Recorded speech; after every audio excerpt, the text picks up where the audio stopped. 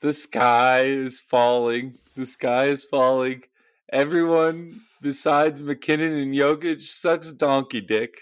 Dan, play that donkey dicking music.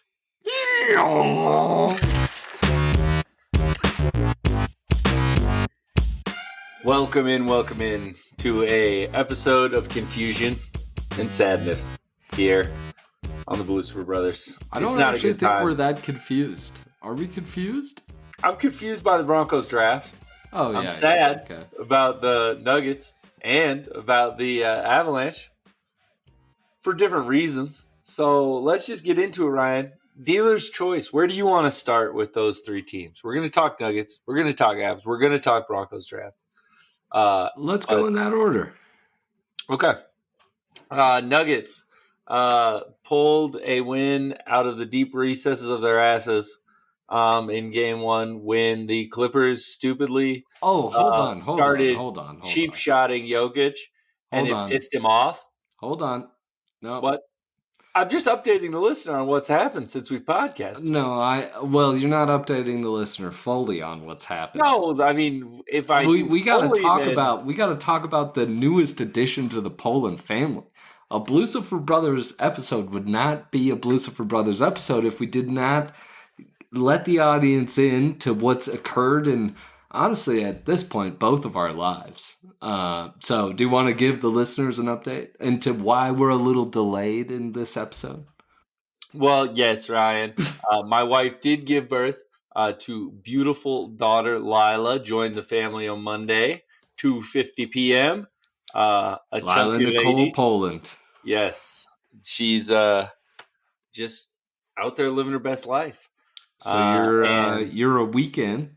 Yes, we chatted a little pre-podcast about how your life may or may not change. I mean, I've heard the second one's the easiest one. So has that been your experience? Oh, yeah. It's an absolute fucking picnic is how I'd describe it. So you've got a toddler running around. You've got, you just put the toddler with the baby and they entertain each other. Like, I haven't seen either of them in days. Honestly, I just hear their little laughter around in the vents, and I assume they're having fun up there. Bodie's teaching her to read, I'm sure. Yeah, dude, I'm sure it's gonna be good. Yeah. But yes, that is why we are delayed in getting going. But because when you were talking about game one, I was like, man, we haven't podcasted since then. So yeah. Bodie went to the game, which was a victory, which might mean that he may have to go on Tuesday. I don't know. We'll see what the kind of effort they show tomorrow. But I don't want to put Bodie in a no-win situation. No, honestly, don't bring him to the game. But then we're definitely going to lose. Game two, the Clippers were pretty significantly better most of the game, but the Nuggets clawed their way back. They had some chances, couldn't execute down late. And it was in that game that there were moments where the Clippers started to realize the Nuggets' kryptonite, which is just passing the ball around until one of our guys does something stupid on defense and forgets to guard somebody. Like, I swear to God, Ty Lue went in there and was like, hey, James, Kawhi, you know how you guys can totally fucking cook Aaron Gordon and Christian Brown? Yeah, coach, we know that. But if you're going at them, they're at least going to get a hand up. If we just make 4 passes, they can be any order of passes. We're actually going to get a wide open 3. The stats show that just happens 100% of the time versus the Nuggets. And 50% of the time you get the offensive rebound. So it's pretty good strategy. And credit to Kawhi and Harden, they brought in game 3. And the Nuggets got their asses beat, despite the fact that Jokic had his best game of the series and was just an absolute force in that game. So that's where we stand right now. Major takeaways here. are all pretty negative. But we kind of saw it coming. I picked the Clippers in this series. Ryan said, "Hey, that's probably the pick," but I'm gonna, try to go with my heart a little bit and give them a chance in 7. But I think we knew that this was a deeply flawed team, but it has been alarming, to say the least, to watch these 4 guys play around Jokic and to see the stupid things that he has to do out there to just make it a functioning NBA offense has been truly, truly discouraging to watch. And that's my number one takeaway as a Nuggets fan is like, hey, you know how you kind of talked yourself into, well, maybe Jalen can knock some shot. Maybe this will get the same 20 points a game Christian from the regular season. Maybe Mike will find his shot. And it's like, no. All of them have been terrible. So I 100% agree. It's the supporting cast, right? Like, you can't be faulting Jokic, and I think we should table Jokic and come to him second in this because I do have some things I want to get off my chest in regards to that. But it's the supporting cast there isn't one. At this point, like, nobody is showing up. Reportedly, Jamal was sick in game 2. There was an illness running through the team. Aaron Gordon's calf isn't right, which I actually fully believe. MPJ has the AC joint sprain, supposedly. I 95% believe that. And there was at some point in game 3, he looked like he had it wrapped in toilet paper. No, it was bad. This is not. They were talking about helpful. A brace. Like, you just wiped your ass and then wrapped it around your shoulder. It's not the way to go. I mean, like, all respect to him for playing, but honestly, like, there's a certain point, and in my athletic career, I've actually dealt with this decision of, like, am I better hurt than the next guy down the bench? And the answer for the Nuggets right now is MPJ is better at 50% than anybody that they're sitting on that bench. So, like, yeah, it would be great if, like, it's not ideal that MPJ is hurt, but it's not like we're sitting somebody in the bench that is like this sharpshooting big guy. Like, it's not like we have another option. So it's the reason that Calvin Booth got fired, which I think was the reason that neither of us were upset. Nobody was upset about that. Everybody was like, yeah, okay, you suck at your job, you're going to get fired. But the fatal flaw of this team is the depth. And I think there is a second fatal flaw that is related, which is sort of it's not related. It's the top end talent. Like, at a certain point, we cannot be paying Michael Porter Jr. and Jamal Murray to be doing this in playoff series. And it is Jokic is having an all-time performance, which I think we should get to right now. Like, I was Ryan, they are triple fucking teaming our center from the 3-point line as soon as he takes one dribble towards the basket. We have 2 fucking max players, and we can't score 4 on 2. And Kyle, hold on. And Nikola Jokic because I had a fan of the pod text me and was like, she texted me during the game, and I couldn't even respond. I was so fucking mad. And honestly, just like kind of embarrassed for everybody. Like, nobody felt good out there, right? And she was like, man, the Nuggets look bad. I'm like, yeah, they certainly did. I'm like, I think this series is over, and we could get to that too. But I'm like, the Clippers are good. Like, the Clippers are a really good team, and they're kind of built to defend this sort of, because they can just throw bodies at our athletes, which we have very limited of, and they're built for this, right? Like their team is sort of built around this. Nikola Jokic is getting triple fucking teamed and is averaging 26 points, 11 rebounds, and 12 fucking assists. And it should be 25. Like, he is hitting people just wide open in the corner, and it's like, let me throw this off the side of the backboard, Clippers style. Like, Paul George on the Clippers-esque. The amount of open shots that we are missing, the amount of layups that Jokic is finding the team, the amount of offense that he is alone creating, this playoff series has distilled it as clearly as I think you can distill it, that if he has even competent players around him, this team is a playoff and a finals contender always. We do not have competent players around Nikola Jokic. We just don't. You can't ever convince me that we do. Christian Braun is not a fucking competent player. Like, he is a very good spot defender, hustle player. Ideally, he would be in the Russell Westbrook situation. But and I'm not one of these people, I've been on the record on the podcast, I'm not one of these people who is saying, like, oh, we had to keep KCP. We had to keep him. You have to keep... He sucked. He's been terrible on the Orlando Magic. He has been awful. I think it's good we didn't sign him. It is a travesty that what we replaced him with is Christian Braun. The sin is not signing KCP.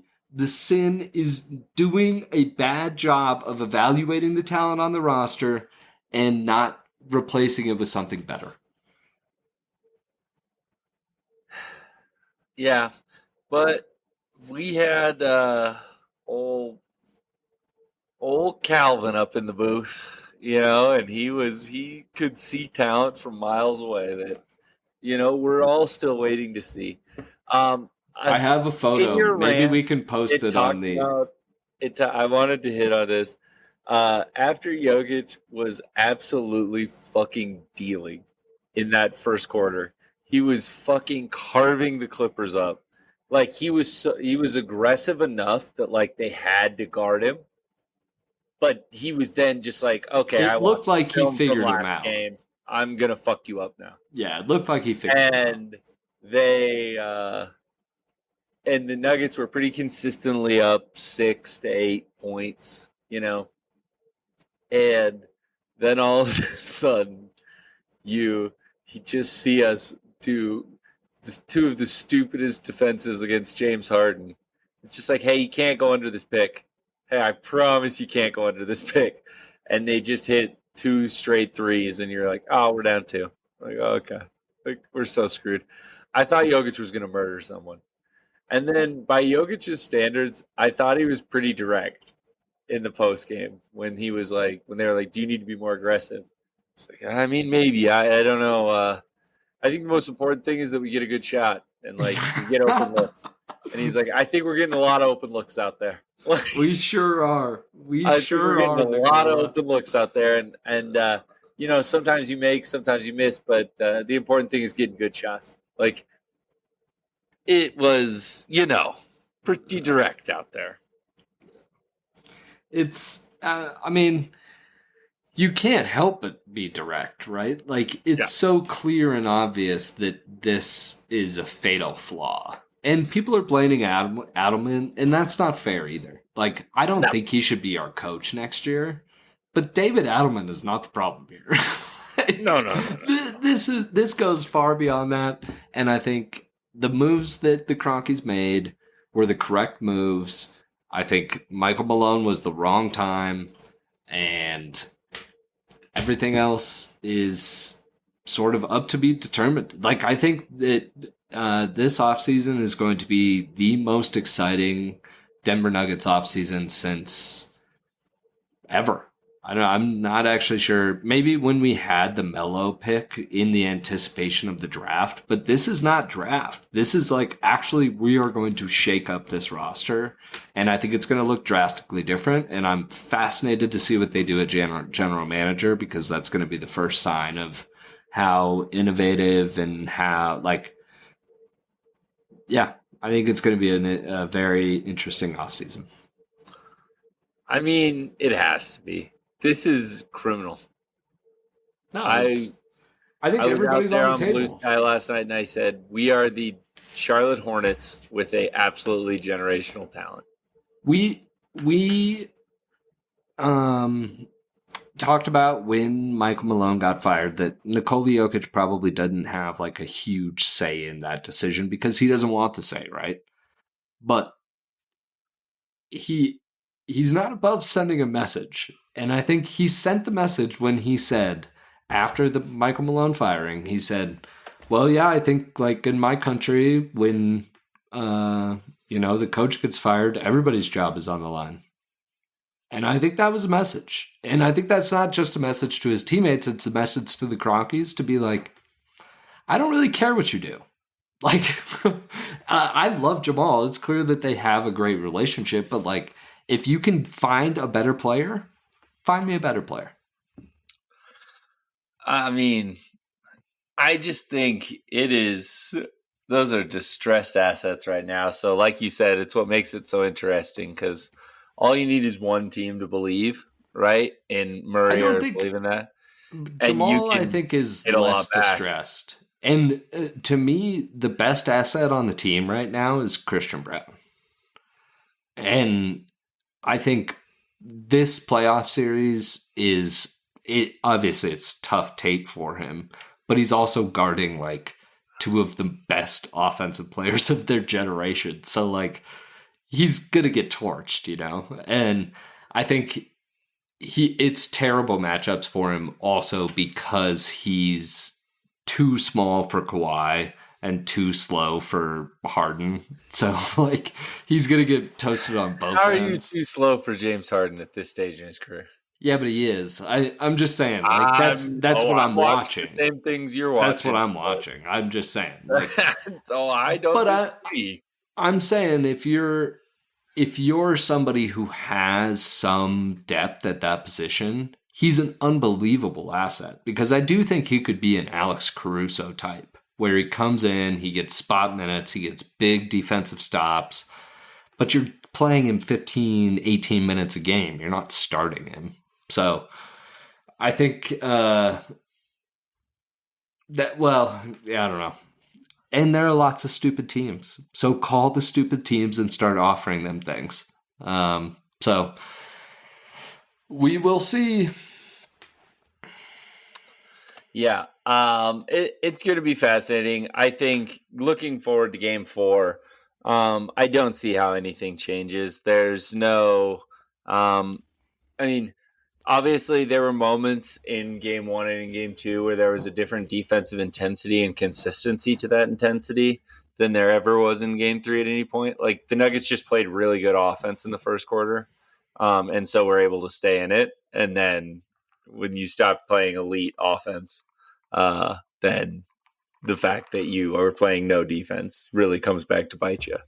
I think that the Nuggets are screwed as far as they're going to have to start blitzing some of these Harden things. Because right now, just getting the switch onto Murray or any of those guys, it is just, they are so unafraid of that matchup. Yeah. And if you're just going to get torched like that, the weakest part of Jokic is rim protection. And so those guys are just coming in and taking floaters, right? Like, and he's so often in some sort of switch with Zubac outside of the paint anyways, that like that was the brutal part about last game is they're doing that swing and Jokic is already on the perimeter and you're like, well, we literally don't have anybody in the paint right now. So I don't think that there's a defensive adjustment that I'm looking for. Like, to me, the only way that we can steal a game and even make this a series at this point is if somebody goes off offensively And, 2 years ago, we would have said, okay, like Jokic could have 60. They're not going to let him have 60. Like they are going to, he's getting 26 because that's the hardest 26 points that anybody scores in the NBA right now. Like they are triple teaming him. They're doing everything possible to make him a passer because they know that everybody else sucks. So like if you get the ball out of Jokic's hands, which they're doing a pretty good job of, that we can't score enough points. And so the only way that we can potentially do this is if we get a Jamal Murray, 55 point. We're going to need literally bubble Murray because, and I'm not saying that derogatory, Jamal. I've said a lot of other derogatory shit about you in this podcast, but not that. But I mean literally against the Clippers, Jamal Murray in the bubble. Lose your mind. Lose your fucking mind, be crying, show us something, do something, be a little bit, what the fuck happened to that Jamal Murray, actually? What happened? You were literally crying in the tunnel, and now it looks like you don't care about basketball at all. That's, I don't know, I've been to fucking 30 games this year. It looks like he doesn't care. Yeah, it's not good. The body language is not good. The Porter body language is terrible. It's always been bad. I mean, it's just trade him, get him off my team. I don't care. Here's my thing that's just so damning for me is I'm like, okay, so even before Russ comes on and they just blitz the Murray pick and roll with Jokic and say, sure, throw it to Russ for an open three. Here you go. Before they're even doing that, it's like we would do the same thing where we'd have, okay, Christian, come set this screen. Okay, now we got Harden on Murray. All right, now we're going to run pick and roll with Murray and Jokic against Harden and Zubac. And, Murray can't use those advantages to, get things on James Harden. It's you would think. I can't stop thinking. Back in the day, if James Harden was on Jamal Murray, it was death. Yeah. It was just we're scoring here, dude. We're scoring. And we can't even do it. And then I can't stop thinking about the Devin Booker thing. I can't stop thinking about it. Yeah. I mean, I think that's an off-season podcast, which could be coming very soon. But the other thing that I just think hamstrings this team so much is that we suck so much at shooting from the outside that Jokic is being forced to play away from the basket. You saw in the first quarter when we were able to just have him play through the post, they still don't know what the fuck to do with that, because if he can get low enough, then it's harder to come without fully coming off of the player, and they're trying to balance that. And it was just a lot easier. But we also can't throw an entry pass. Shooting, Jokic has to be a threat. It's you bring Zubac out, and if Zubac goes too far in, Jokic will hit the three at the highest rate on our team as well. So it's you don't get to, in that famous JJ Redick rant where he was talking to Stephen A, and he was the most efficient basketball play since they started measuring him is in Nikola Jokic post up. It gets buckets. And it still does, even against this Clippers team that's full of long and smart wing defenders who are doing a great job of helping. He still carves that ass up. Yeah. But we just can't do it because then the team will start doubling Jokic before he gets the ball. They'll literally just be okay. Well, they were doing some of that. They'll just drop that defender off of whoever's near side to him, and they're it doesn't really matter who's in that corner because it's a better shot even if they do shoot it. And and they're good enough defenders to actually be able to go out there and semi-contest. It's not wide open. So I think they're cooked. I hope that we could get it to 6 so I don't have to watch them lose on our home floor, but I think this is 5. Yeah, it had a lot of this could be 1, 2, 3 Cancun and Denver. Oh, 100%. If we get and I think they have that killer instinct. And honestly, they're going to be leaking reports of Jamal Murray has already moved out of his apartment heading into Game 5. I think we'll see what kind of fight he'll show in the arena. I think the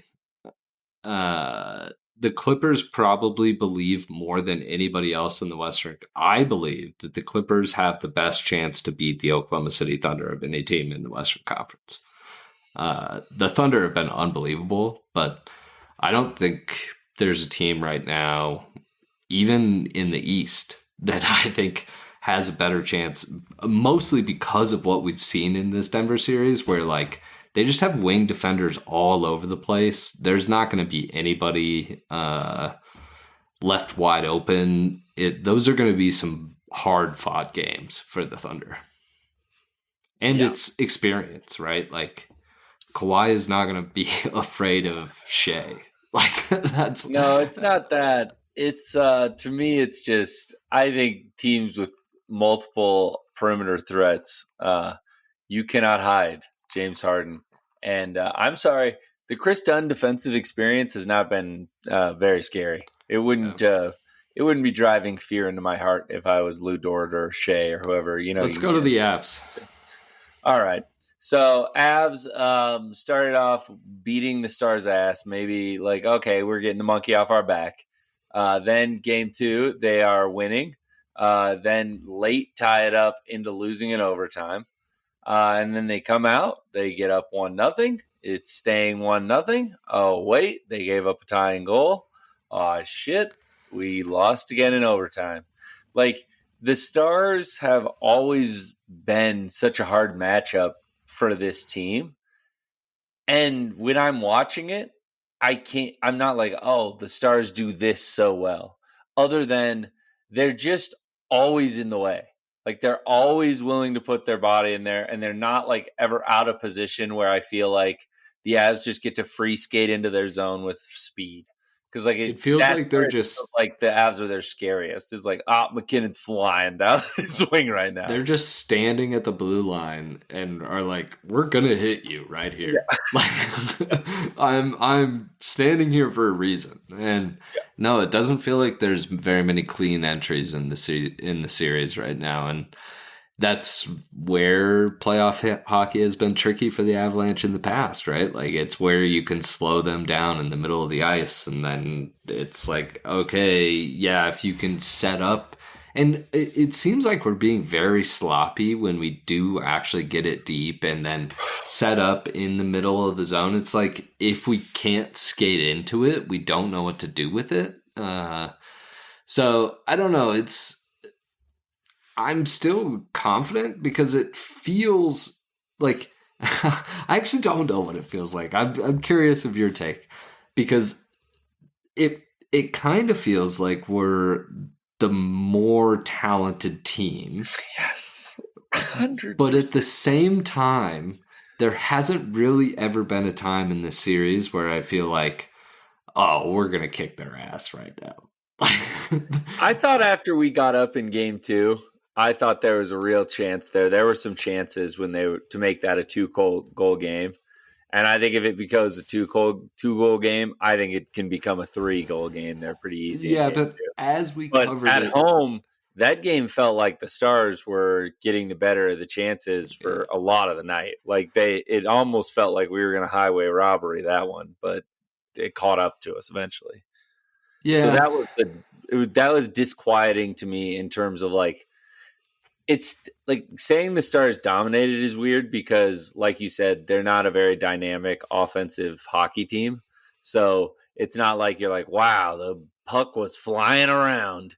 You're just like, yeah, old Greg threw his dick in front of the puck again and kept it in the zone. In the war of attrition, they eventually wore down.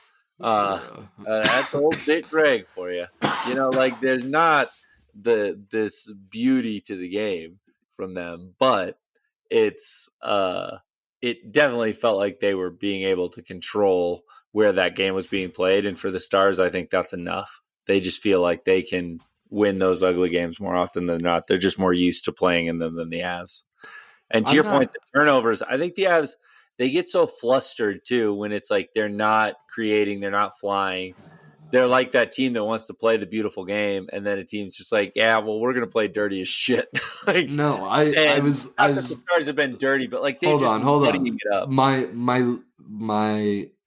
point was going to be about, it feels a little bit like the Avalanche for like maybe the last 3 years have been a little bit Barcelona in the playoffs, where they're trying to pass the ball into the back of the net.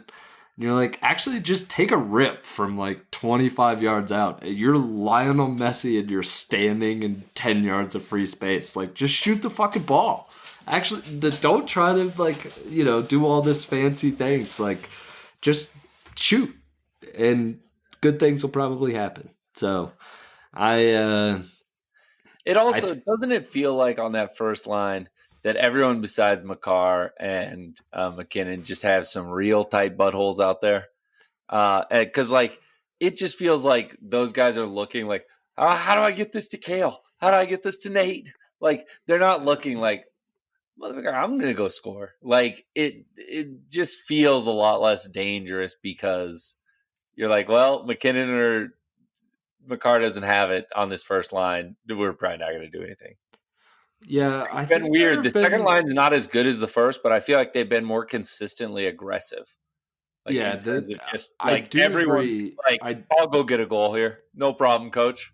I do agree that the first line hasn't felt as aggressive. I don't know that it's that they're being as tentative as you. I might disagree with that, only because I've watched so much Avs hockey and it felt like that the whole year. Like that's kind of been the whole thing, is like, okay, we don't have to like get it back to, I mean, obviously you want McKinnon. It's like Jokic, right? Like you want him to touch the puck, but like when you're open, shoot. Like they're gonna let you skate in for free on the wing. Yeah. That creates an opportunity on the backside for McKinnon, maybe. Like I don't know. It's I'm not. I have a lot more faith in this Avs team than I do the 100%. I think they're going to win this series. Me at all if they responded, got to win. It goes back tied 2-2, and I'm not scared. I think they're gonna. I think they're gonna win this series, and I actually think that if they get past the Stars, this team is very, very, very dangerous. Yeah.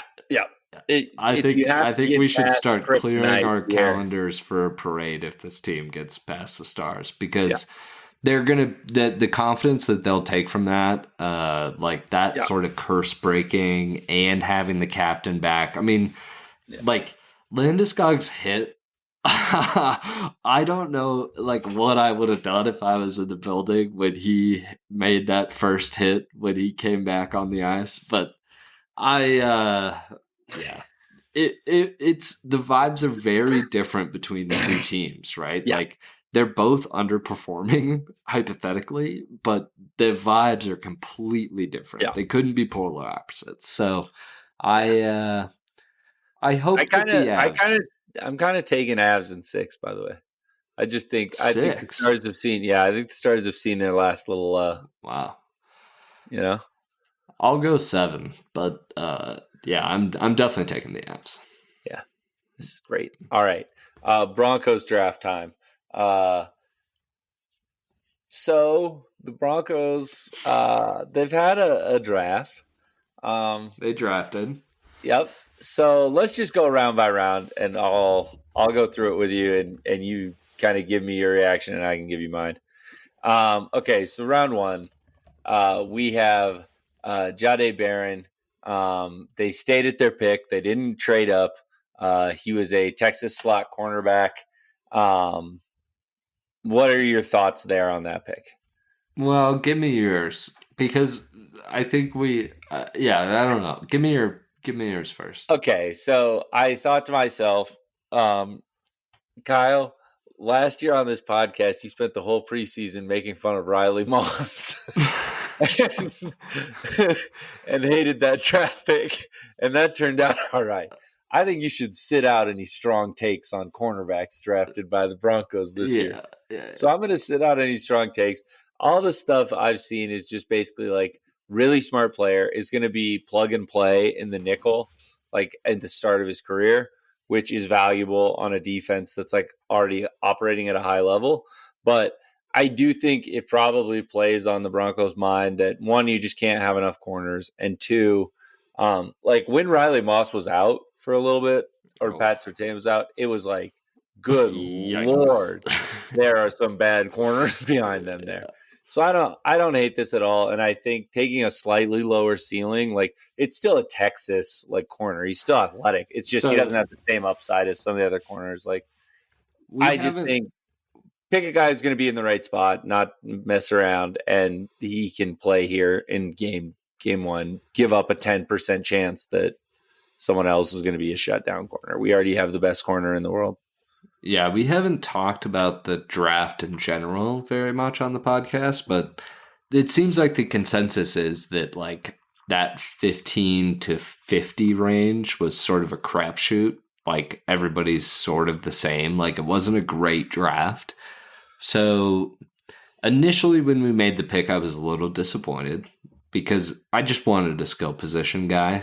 I'm like, give me somebody fun, like whatever. But then I was listening to a Bill Simmons podcast, and he was talking about somebody else. And this was after the pick, but the pod was recorded weeks ago, I think. But he brought up a thing Michael Lombardi said from the Patriots, and he said if you had the strength, double down on it. And I think this is the Broncos doubling down on a strength and just saying like, you know what? We're going to have to play the Chiefs. We're going to have to play the Chargers. We're going to have to play good quarterbacks in the division. We know what the AFC is. And having another strength here when the draft is sort of a crapshoot anyways, and we feel really good about this guy, like, I can't fault the process there, right? Like, I don't know enough about. I've never watched Jade Barron. Like we're on the podcast. We're on record on the podcast saying we don't really care about college football. I watched some highlights today. Like seems dope. I don't know, but like I'm not going to pretend to know everything. But I definitely know that they did their homework on him. And if they feel like that they feel like he's a drop and he's a great value at that position and we're doubling down and we're now going to have this lockdown defensive unit, like that's unbelievable. We won a Super Bowl that way with a pretty shitty quarterback. So that's, that has had success in the past. So I'm cautiously optimistic, I would say at this point. I'm not coming down as like what a pick, steal, and I'm not coming down on the side of like what an idiot, this guy's going to be a bum or something. Like, I think we just have to see him against NFL wide receivers, right? Like at a certain point at cornerback, you kind of have to see them play at that level. I think getting a slot guy isn't as redundant either because it's like it's almost a different position, right? Yeah, you're just like, okay, we're set on the outside. Now the inside's locked. You're actually freeing up Surtain more than typically. Like there's real logic behind it, and I think I can see that. I probably would have done something else if I was the person, but I 100% can see the logic, and I don't disagree. Yeah. Then round 2, they first traded back to the Carolina Panthers, and they got up in the 3rd and 4th round. They gave them we got a 7th and gave them a 6th. Then they traded again with the Lions and moved back in exchange for a 4th round pick. There, and then at 60 they took RJ Harvey. He's the UCF running back. Probably the memory that most people from Colorado have is when they just lost to Colorado as like 18-point favorites, and he didn't look that great in that game, but has been a pretty highly productive back. The issue with me is like I've been seeing a lot of people being like, oh, they finally have someone to pair with Estime. And I'm like, this guy looks exactly like Estime. Like, what are we doing here? This seems like a very similar style of runner. And I haven't been overly sold on Estime either. And so to me, this feels like, running back, not a high value position. You can get often great production in the late rounds at that position. It just doesn't feel like it's at a premium to me. I would trend to give this one a light thumbs down, but I wasn't furious about it or anything. He's old already, so that's cool because you probably won't have to pay him a second contract no matter what because he's going to be 29 already. That's literally not a joke, aren't they? 5-year deals. Yeah. Yeah, he's 24. So he's going to be 29 when he's done with his rookie deal. You'll never see that money, dog. Yeah. So that's cool. Negotiate hard, RJ. This is your only money you're ever going to make in the NFL. He does also have a torn ACL, which actually might be good because they're stronger once they get back. And that was in 2021, so I'm kind of being a dick. But it seems like, I mean, he's fast, right? Like, he ran fast at the combine. He ran 4.4. He has some of that breakaway speed, but I can't believe that people are saying that him and Audric Estime are going to share the backfield. Like, you need two different types of backs in order to have a platoon backfield. That's crazy. So we're just going to actually try to confuse them which one's back. Yeah, they're like, wait, that's RJ. No, actually, it doesn't matter. They're going to do the exact same thing, guys. Why are we freaking out? Yeah, good point, dude. I think this makes Estime extremely redundant. And to be honest, it feels a little. The only hesitation I have is that it doesn't feel like a Sean Payton pick. Like, when I think about a running back that Sean Payton wants in the backfield, I think about Taysom Hill. Like, that's Sean Payton's wet dream. Taysom where he's Hill, or he had Reggie Bush, Alvin Kamara. Or Alvin Kamara. He's been a big explosive. Big and you can be explosive, but you're not a slight guy. Alvin Kamara is not small, right? Like, he's I don't know. This guy's 5'8". Like, he's Bradley's height. This is a 200-pound Bradley that we just drafted in the second round of the draft. So, I don't know. It doesn't feel like it's going to be good. Capital, so that's why it's only a slight thumbs down. Then we go to round 3, which this is where it got considerably bad. They took this wide receiver out of Illinois, Pat Bryant. This is a direct quote from the Mile High Report, which is a Broncos blog. In what most would consider a bit of a reach, as many draft pundits had Pat Bryant with a 5th or 6th round grade. He figures to be a strong blocking wide receiver and fights through muck on his routes. It doesn't feel like an impact-type game breaker of a player, but a guy that Sean Payton will be looking for to help make his offensive system run more efficiently. While not as exciting as the R.J. Harvey pick, it doesn't take much to understand why they reached for Brian here on day 2. I understand your Broncos blog, but it does take a lot for me to understand why they reached because of the whole previous paragraph where you described how he sucked. That was mostly why it's difficult to understand why they reached. What do we need with a just big, slow wide receiver? I saw that he ran the slowest combine time. I'm like, is this a joke? Like, we have arguably the biggest and slowest wide receiver core already. Like, what the fuck are we going to do with him opposite of Cortland Sutton? Like, Cortland's not slow, but he's not fast. He's 6'6". Like, he's a big dude. So what the fuck are we going to do with this guy? Is he a tight end? Like, I don't know what we're going to do. He's still not as fast as Travis Kelce at 40 years old. Yeah, already. No way. Travis could go out and run that right now if you put Taylor Swift's ass in front of him. I'm telling you. So that one was a bit confusing. Also, I know A this bit author meant it in a confusing. very This is nice we're way, not spending enough time on this. This is but a travesty. This is one of the worst picks in franchise history. So the guy says, and what I think he was trying to redeem it, but it's the meanest thing you could write about a wide receiver. He figures to be a strong blocking wide receiver.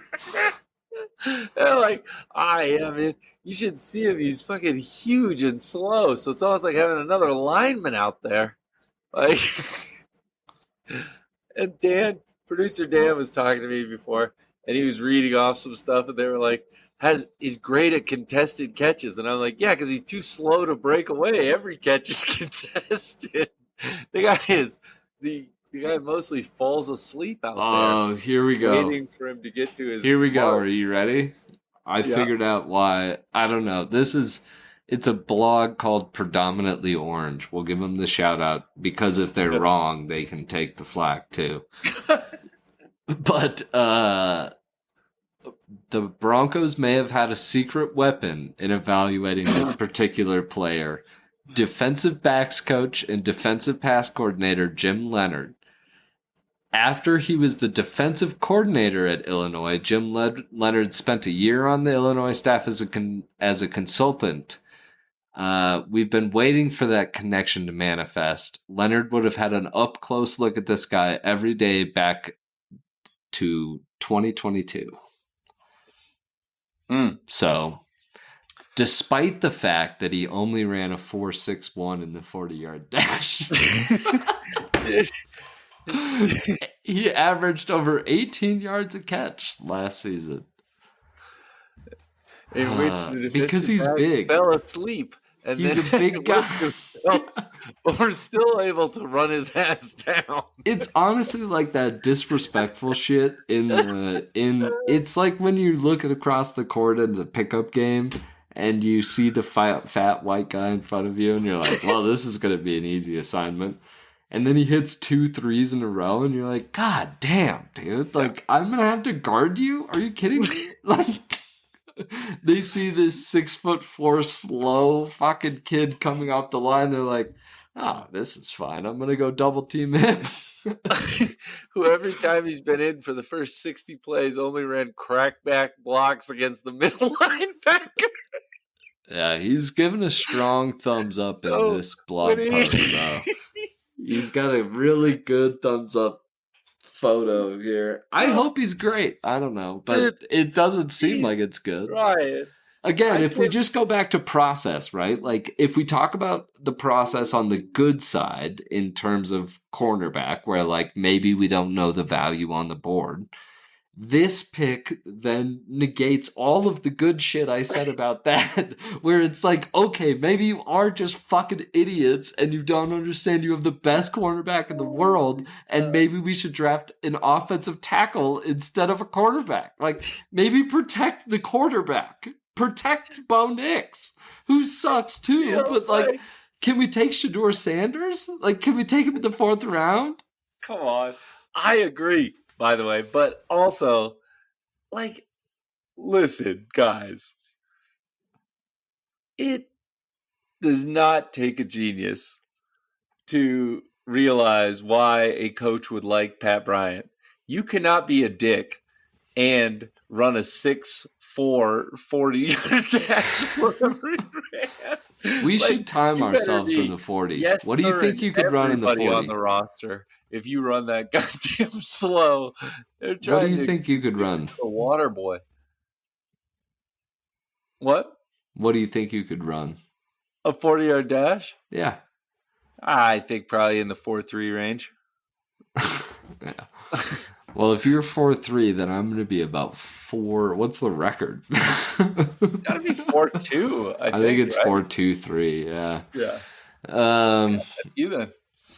No. All right, let's move on from this. We've made enough jokes. Then the round 3, they trade back into the 3rd round. They take the Philadelphia Eagles pick to take Savion Jones from LSU. Who just kind of appears to be a gigantic athletic human from LSU, and so I really liked this pick. Yeah. I would have Hard to liked disagree with that. like it just feels like he's 6'5", he's 280 pounds, like he's just really physical, and it did feel like sometimes the Broncos could be a little bit light in the ass. If like it was an obvious running down, but like you could still just give 5 yards because we didn't have any big defensive ends to pair in there with Zach Allen, right? And now it's like you can give your guys a rest and be pretty protected against the run, just letting this guy hold someone up on the outside, and not have to be insanely aggressive or something like that. Yeah, I just see an immediate role for him, right? Yeah, he's going to play, and he's going to hopefully create some havoc, right? Like, he's going to get a lot of snaps in the regular season, and they might be spot snaps at the beginning, but they're going to be in passing downs, and it's going to be go get that man. So that's exciting. Once Pat Bryant gets injured, we can move him to wide receiver. Wait, let's see. Probably ran a faster 40. I'm looking this up right now. Oh my god.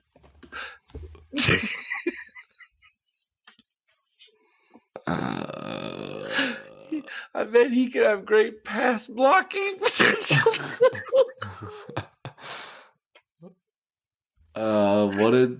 What's his nuts son? Fuck you, Travis Hunter. We got our own two-way player. What's that guy's name? Which one? The wide receiver? Pat Bryant. Yeah, Pat Bryant. Pat Bryant, 40. I've got Xavier Jones as 40. Okay, great. Let's see. I've never cared about anything so much in my whole life. Oh, it's so Pat Bryant ran 4.61, and Xavier Jones ran 4.74. We got goddamn Joe Burrow out there. We've got a lean between our defensive end and our wide receiver. Oh my god, that is just unbelievable. Hold on, I'm gonna find. What else do you have? What else? That's the draft for the Broncos so far. I think I would give it a slight thumbs down. I liked the first round pick. The second round pick I was fine with. The third round pick was atrocious. And then getting back into the third round, Xavier Jones, I would say, was good. But like you said, the atrocity of that third round pick is so bad that it's hard to redeem the rest of it. Yeah.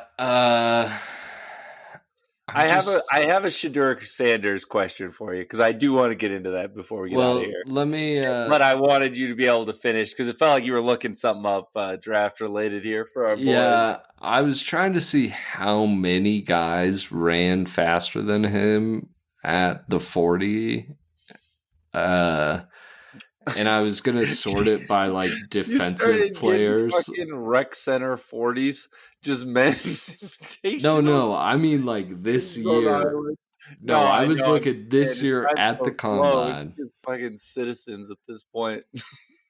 So we've got a linebacker from Miami, a edge rusher from Minnesota, linebacker from California, edge rusher from A&M. Quarterback, Missouri. Okay, great. A safety, linebacker, safety. Like this list is too big for you to be drafting him where you drafted him. It's like the one thing we hypothetically need is somebody who can catch the ball because we've got the fast guy in that Penn State wide receiver, but he unfortunately cannot catch the ball. So we're going to need somebody who can catch the ball who's a little slower than the Penn State guy. And we didn't do it. We did do it, I guess, but I'm not even sure this guy could catch the ball. I've changed my mind. This was a brilliant pick. All right. This makes perfect sense when you consider the previous round and Estime. All right. Sean Payton realized his time was done with these skinny running backs. There's no more playing hide the sausage with Reggie Bush and Alvin Kamara. He's got 2 fat bowling balls coming down this lane. Everyone and their mother is going to see them in the ball and hear them too. They are huffing. They're very sweaty out there. And so you need a physical. They're not sweaty. They're not running fast enough to get sweaty. This guy's gonna be dry at the end of the game. No. He's gonna be off the. He's gonna be 3 yards off the line of the scrimmage. The whistle's gonna be. Holy shit! The play's already done. I didn't even know the ball was snapped. I thought false started. He's gonna be so on top of it because he's gonna be able to smell French fries in the stadium, and that will motivate him and give him fuel. So they knew they needed a big physical wide receiver out there because there was no hiding these 2 fucking bowling pins. So they drafted this great blocker out there on the edge. It makes perfect sense, and it's a great pick. A+ for my meaningless draft grade. A+ so far. A+? Oh yeah, A+. I thought you gave him like a B 10 minutes ago. In real life, I'd if I wasn't doing a bit, I'd give him like a C-. Yeah, It's like where you just consistently turn in C work and then you just mess up one time and flunk something. Like it's like, you get your grade goes down, man. If you had an A, you probably could have eaten this one. It'd be fine. But you didn't. Yeah, so this F hurts. Yeah. No, I think that's right. I think you're. I appreciate your emotional take, but I think your rational take is the correct one. I sadly think you're right too. But all right. Well, next time we'll be talking to you, we'll either be we gotta cover the Rockies. We are darn right we didn't. And Dan is no, we got to. No, he has a. Now I don't want to ruin. Dan is doing an expose on left-handed bullpen pitchers after they've had 2 whiskeys and 2 fingers in their butt. How their fastball compares to other pitchers who have had similar experiences. And Dan, if I can make a recommendation as far about as that, I hear, are that the Monforts are onto something here because if I can make a recommendation about that study, come out. It seems like not only velocity would be important after a finger in the butthole, but also control.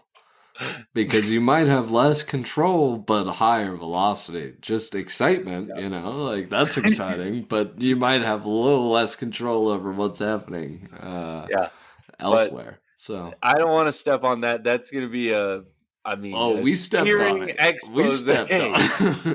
Steering expose from Dan next week that he's going to present to the loyal listeners of the podcast. So we Dan, can all. How many cops have you killed while we've been podcasting? I'm doing my resume for a promotion. Oh, dang. Oh, that's not Grand Theft Auto. Not this time. I thought. Is this the way that Dan's telling us that he's quitting the podcast? He's. I'm searching for a promotion from my current role in this enterprise. That's what. It's tough but fair, Dad. It's tough but fair. Tough but fair. We honestly understand, and we respect. This is my only work. This is my only work. That's we appreciate all the work you've done over the years, and if you got to go work for D-Mac and the boys, we understand. That's no problem. I don't That sounds understand, terrible. actually, and I will hold it against you. But, do what you got to do. Listen, for those who don't know, Dan is thinking about producing a Mike Kliss podcast. All right. Stop this. And it's gonna be Kliss and Kisla, and Dan is gonna produce it. He feels he connects more with those voices. Kisla blocked me. He'll block I me. know. I was with you that night. It was a great and glorious I've night. been blocked by him 3 times. What a claim to fame. I love don't it. think I've ever been blocked by anybody. Well, that's not true, but not a media personality. Hardly ever.